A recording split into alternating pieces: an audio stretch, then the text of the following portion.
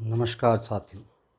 आइए आध्यात्मिक प्रवचन संग्रह का 21/12/1986 मनुष्य जीवन की सफलता इसी में है कि उसको ऐसा सच्चा आनंद प्राप्त हो जाए जो कभी बिछुड़े नहीं। संसार में जो कोई भी सुख मिलता है वह अल्पकाल का ही होता है। यदि कोई इस सुख को बनाए रखना भी चाहे वह बना नहीं रहता, क्योंकि बाहर के जितने सुख होते हैं किसी निमित्त से होते हैं। वही निमित्त सदा बने नहीं रहते। जैसे आयु है, एक जैसी आयु नहीं रहती, एक जैसी देह में शक्ति नहीं रहती, एक जैसी इंद्रियों में शक्ति नहीं रहती। तो जब ये सारी बदलने वाली हैं तो इन निमित्तों, इन कारणों से जो होने वाला सुख है वह टिका कैसे रहेगा। इसलिए बाहर जो कुछ भी बच्चे को जन्म से प्राप्त हुआ है वह सदा बना रहने वाला नहीं।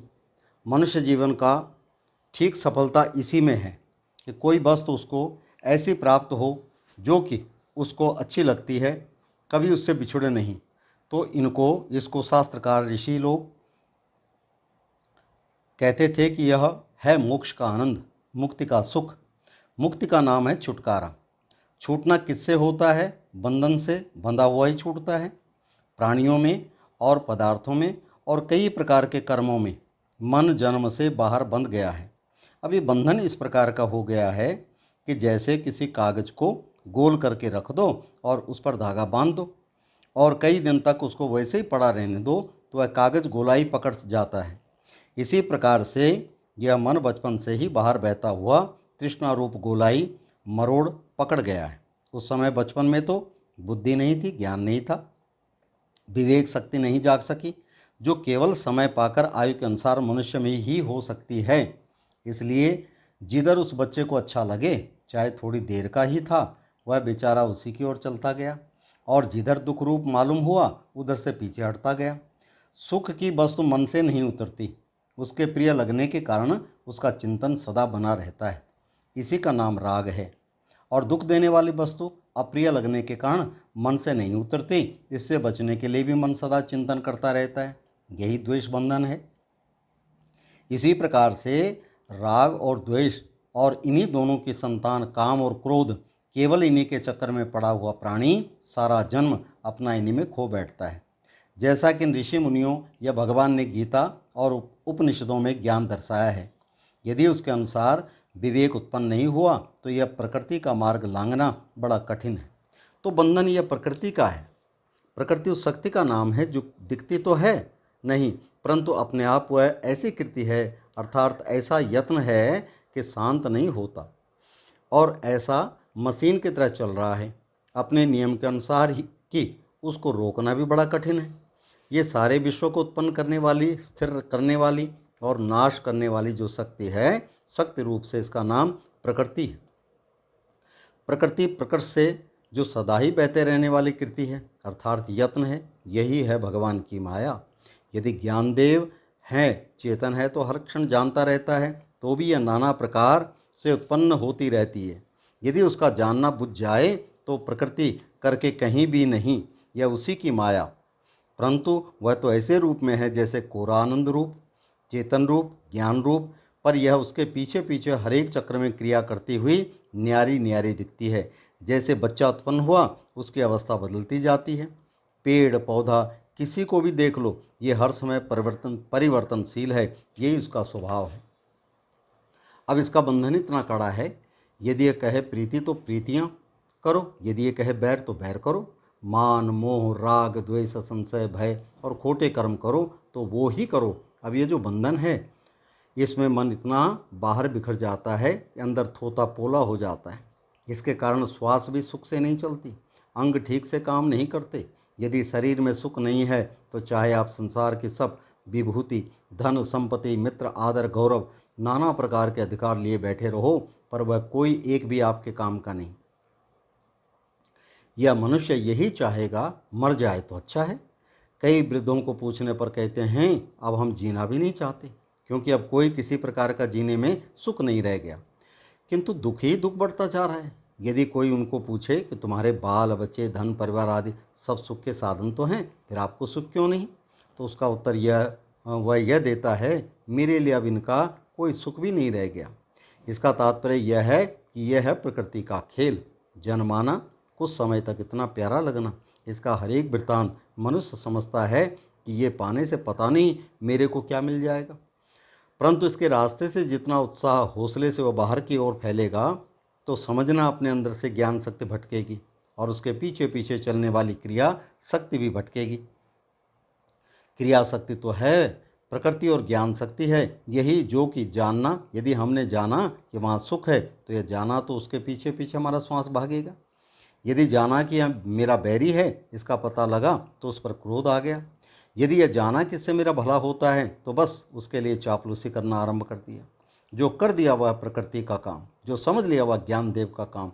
अब ज्ञानदेव यदि बाहर भटकेंगे तो तेरे मेरे में 36,000 व्यक्तियों में, पदार्थों में तो भटकते भटकते इतना है कि जहाँ जीवन रखना है, जहाँ आनंद होना है, वहाँ खोखला हो जाएगा। जैसे कि किसी की बैटरी के सेल समाप्त हो जाएं, उस अवस्था में दुख ऐसा होता है कि चिंता ही नहीं मिटती। कहने वाले कहते हैं भाई चिंता छोड़ दो, परंतु छोड़ना क्या अपने बस की बात है? यह मन बंधा हुआ है। बंधा हुआ मन जिस रास्ते पर एक बार चल गया उधर ही बहता जाता है। बस यही बंधन यदि छूट जाए तो मन सब जगह से छूट करके जैसे नींद में अपने आप में एकाग्र इकट्ठा हुआ हुआ आनंद सुख पाता है, ऐसे ही जागते जागते सो सुख मिलता है। इसलिए सबसे उत्तम गति यही है कि बाहर ज्ञान और उसकी शक्ति क्रिया प्राण भटकी हुई यदि अपने आप में एकत्रित हो जाए तो इकट्ठी हो जाए तो हमारी देह के अंदर इन दोनों शक्तियों के प्रतिनिधि कौन हैं, ये ही जो समझ और उसके अनुसार प्राण शक्ति ये इतना बाहर भटक जाती है कि जिससे प्रतीत होता है निद्रा में तो थोड़ा सुख और स्वस्थता मिलती है, परंतु जागते जागते तो क्लेश और तंगी है। परंतु निद्रा प्राणी को कहाँ तक सदा सुखी और स्वस्थ बनाए रखेगी? नींद भी अंत में सुख की नहीं आती। वृद्धों को देखो, कईयों को नींद भी नहीं आती। कई यौवन जवानी में बेचारे चिंता फिक्र में सो नहीं पाते, सोने के लिए औषधियाँ खाते रहते हैं। तो यह सब अधिक भटकी हुई ज्ञान शक्ति का ही काम है। उसके पीछे पीछे प्राण शक्ति या क्रिया शक्ति भी भटकी हुई का परिणाम है कि कोई अंग ठीक काम नहीं करता। कहीं सिर के रोग, कहीं हृदय के रोग, कहीं पेट के रोग, ये लंबी बीमारियां मौत के साथ जाने वाली, ये सब भटका हुआ मन करता है। और उसके पीछे पीछे भटकी हुई प्राण शक्ति अभी ये यदि एकत्रित हो जाएं तो मन में और तन में दुख संकट आदि नहीं होते, परंतु एकत्रित तब हो यदि बंधन से मुक्ति हो जाए। ऐसे तो बंधन से मुक्त करने के लिए ठीक है जब भी करते हैं, प्राणायाम इत्यादि भी करते हैं, परंतु यदि ज्ञान बंधा हुआ है तो जप प्राणायाम आदि थोड़ा ही लाभ करेगा।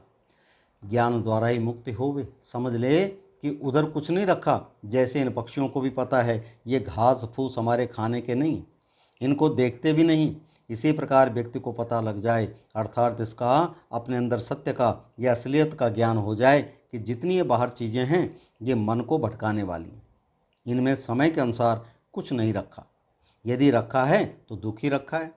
केवल एक समय के का थोड़ा सा सुख दिखाई देता था। इस तरह से भटकी शक्ति को पीछे हटाना, ज्ञान द्वारा भी और क्रिया द्वारा भी ज्ञान को शुद्ध करना, भटकी हुई प्राण शक्ति को भी अपने देह में एकत्रित करना, इनमें दोनों रास्तों से इस शक्ति को देह के बीच में ऐसा संचित कर लेना कि जीवन काल में ही पता लगे हमको जागते जागते अपने आप में या आत्मा में सुख मिल गया। वह अपने आत्मा का सुख प्रकट हो गया, अविद्या टल गई, आपको जो पाने का था वह पा लिया। वहाँ मौत करके कुछ दिखेगी नहीं। वो जो उस समय अंदर रहने वाला तत्व है वह सारे विश्व की आत्मा ज्ञान रूप से है। उसी की ही शक्ति को एक ही व्यक्ति के अंदर नहीं, सबके अंदर समान है, जो हमारा खून का दौरा करती है, अन्न का पाचन हजम करती है, अंगों को धड़कन देती है, नींद में भी कार्य कर रही है, जागते जागते भी कर रही है, सब में समान रूप से है। पशु पक्षी में भी वह ही है, पेड़ों में ही वह रस चलाती है, घास फूस में भी वही रटने वाली है। उसमें उसकी विकास रहित अप्रकट विचार रहित दशा है। पशु पक्षियों में थोड़ी ज़्यादा विकसित है और मनुष्य में पूर्ण विकसित है। ज्ञान की उन्नति ज़्यादा है। मनुष्य जीवन में इसको बुद्धि विवेक भी मिला है, जिससे प्रकृति के बंधन से छूटने का रास्ता भी वह पा लेता है। पहले प्रकृति के रास्ते को समझना कि सुख दिखाकर बांधती है, उधर ही सुख है। अर्थात संसार में पुरानी आदतों को पूरा करते रहने में ही सुख है। उस सुख का जीव को राग होता है, खींच होती है, उधर ही चल पड़ता है और वह वस्तु मन से उतरती नहीं। उसी से उसके अंदर तमन्ना, कामना ऐसी होती है कि वह जीव को ऐसे धकेलती है जैसे डंडे से कोई पशु को हाँकता है, तो मनुष्य उसी ओर चलता रहता है। बच्चे के अंदर जिस तरह से सुख मालूम हुआ, हंसा, आनंद माना, उधर ही बह गया, और जहाँ दुख माना, रोया, क्रोध किया, उधर से भाग लिया। बड़ा व्यक्ति रोता तो नहीं, परंतु क्रोध करके दुख के कारण को नष्ट करना चाहता है। तो ये सब प्रकृति की तरंगें हैं। प्रकृति की सारी तरंगों के अनुसार मनुष्य के कर्म हैं और उधर ही प्रेरणा मिलती है। अब इसमें विशेष क्या है? प्रकृति के ऊपर ईश्वर भगवान है, उसका दर्जा क्या है? जो मनुष्य के अंदर उसकी कला बैठी है, बुद्धि। गीता में स्थान स्थान पर कहा गया है, बुद्धि योग का सहारा लो, बुद्धि के साथ जुड़े रहो। बुद्धि का तात्पर्य यही है कि जिस समय अकस्मात एकदम प्रकृति की तरंग आएगी, झट बुद्धि उपस्थित हो जाए, निश्चय कर जाए कि जिधर वह धकेल रही है उसका परिणाम ठीक नहीं। बस यहाँ यदि विचार कर गए तो समझो भगवान की वह सही ज्ञान की शक्ति आ गई, जो कि आपको बचाने वाली है। वही ऐश्वर्य है। ईश्वर इसी का नाम है जो सामर्थ्यवान है। सामर्थ्य क्या है? वह शुद्ध समझ जो कि प्रकृति के ऊपर है, और समझ के अनुसार फिर अपनी क्रिया शुद्ध जो कि प्रकृति के बंधन से निकालने की है। तो समझ पहले शुद्ध कैसे हुई? जिस समय जान लिया कि जिधर वह प्रकृति की तरंग ले जा रही है, इसमें अंत भला नहीं, संस्कार बढ़ जाएंगे या बल पकड़ जाएगी। जैसे एक दिन बीड़ी पिया, 2 दिन 10 दिन 15 महीने के बाद वैसी आदत पड़ गई। उसका विषय यदि नहीं देते, अर्थात आदत पूरी नहीं करते, तो दुख देती है। यह जो पीछे दुख पा करके समझना है, यदि यह पहले ही समझ में आ जाए तो समझना उस बुद्धि का उपयोग हो गया। मनुष्य के अंदर की यह योग्यता है कि विवेक शक्ति या भले बुरे का ज्ञान उत्पन्न करके प्रकृति के रास्ते को माप सकता है, और माप करके यह समझ सकता है जिधर ये ले जा रही है उधर सुख तो नहीं है, उल्टा दुखी है। इसलिए उससे निकलने के लिए अच्छा इरादा बना सकता है। इरादा बना करके समझ के साथ यदि चलेगा तो ही प्रज्ञाएं छिपे हुए सत्य का ज्ञान बताएंगी तथा ध्यान बताएगा। जब तक यह प्रज्ञा तथा ध्यान उत्पन्न नहीं हुए, सत्य का प्रकट ज्ञान नहीं हुआ, स्पष्ट दर्शन नहीं हुआ, तब तक व्यक्ति को श्रद्धा से ही चलना पड़ेगा। क्योंकि चलने वाले पहले वैसा चल गए। अनादिकाल से उपनिषदों में वे सारे धर्म लिखे हुए हैं, गीता आदि स्मृतियों में भी लिखे हुए हैं, और भी नाना प्रकार के शास्त्र उनकी चर्चा करते हैं। पहले थोड़ा सुन करके, श्रद्धा करके अच्छे मार्ग पर चलने के लिए पहले तैयार तो होवे, और खोटी तरंगों को मन में हटाकर ध्यान में बैठे। ध्यान में सत्य का ज्ञान उपजा करके प्रत्यक्ष देखे प्रकृति कैसे बांधती है। जब उसको प्रत्यक्ष दिखाई दे गया तो उसने मुक्ति पा ली, और जब तक उसको यह प्रत्यक्ष ज्ञान नहीं हुआ, अज्ञान विद्या नहीं टलेगी। जो भगवंत लोग हो गए हैं, उनके ऊपर श्रद्धा करके और निश्चय करके उत्साहीन न होते हुए अपने आप को तैयार करे। यदि एक बार लगन उसको लग गई तो उसको एकांत में बैठने की आदत पड़ जाएगी, और अपने आप को झांकने की भी। क्योंकि जितने अपने खोटे कर्म सुधारने हैं, वो अपने आप को झांके बिना नहीं सुधरते। ये ठीक है कि मन की आदत है, यह प्रकृति का स्वभाव है कि संसार की ओर ही बहना। जैसे कि उपनिषदों में लिखा है कि ब्रह्मा ने जीव की इंद्रियों को बाहर की ओर प्रेरित कर दिया, इसलिए बाहर तो सब कुछ जानता है, परंतु अपने अंदर का इसको कुछ भी नहीं पता। तो जीव का प्राकृत रूप से अपना स्वभाव अपने आप को परखने का या समझने का नहीं है। दूसरे के बारे में तो छोटी सी वस्तु भी जानता है, इसके मुख का कालिस लगी हुई है, इसका स्वभाव ऐसा है, यह ऐसा बुराई वाला है, इत्यादि इत्यादि। परंतु अपने बारे में कितना भी कुछ नहीं, पर उस पर उसकी अपनी दृष्टि नहीं पड़ती। अपने आप के लिए अपने में अज्ञानी रहता है। धर्म का रास्ता यह है कि थोड़ा आत्मदर्शी होना। आत्मा नाम अपने आप का है, दर्शी माने देखने वाला। इस प्रकार मनुष्य अपने आप को देखने वाला हो। मैं क्या करता हूँ, अर्थात किधर मेरी आंखें देखती है, क्या चीज़ें बाहर से लाती हैं, कान क्या सुनते हैं, वाणी कैसे बोलती है, मन क्या सोचता है, जो कुछ भी मैं कर रहा हूँ मेरी लगन किधर है, और जिधर मेरी लगन उसका अंत भले में होगा या बुरे में। यह थोड़ा विचार करना, यह एकांत में पहला ध्यान है, जो कि अपने आत्मदर्शन द्वारा आरंभ होगा। तो इस रास्ते से थोड़ा प्रकृति के बंधन से निकलने के लिए पहले यह विवेक रूपी सामर्थ्य उपजाएगा। विवेक यही है कि दो वस्तुओं को जो आपस में मिली हुई है उनको न्यारा न्यारा करके छानबीन करके सही रूप से देख लेना कि प्रकृति किधर ले जा रही है, उसका बंधन कहाँ तक ले जाएगा और फिर आखिर इसे छूटने का सत्य का मार्ग कौन सा है। यह विवेक का मुख्य मार्ग है।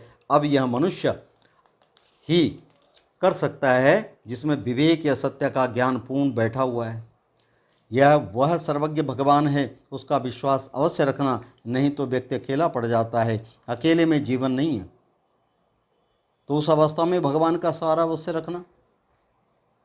वह जो पहले अनंत अनादिकाल से पहुंचा हुआ है, जिसका ये धर्म चलाया हुआ है, ऋषि मुनि लोग बताते हुए आ रहे हैं कि हम भी सुन रहे हैं, यह सब उसका है। वह प्रभु अनंत परमेश्वर और उसके न जाने अनंत भक्त भी हो चुके हैं और आगे भी न जाने कितने होंगे। मैं अकेला नहीं हूँ। यह मन में रख करके अपना उद्योग करे, यत्न करे, अर्थात मेहनत करे, प्रबलता से अपने आप को इसी कार्य में लगाए। बलपूर्वक अपने काम में जुड़ना पड़ता है।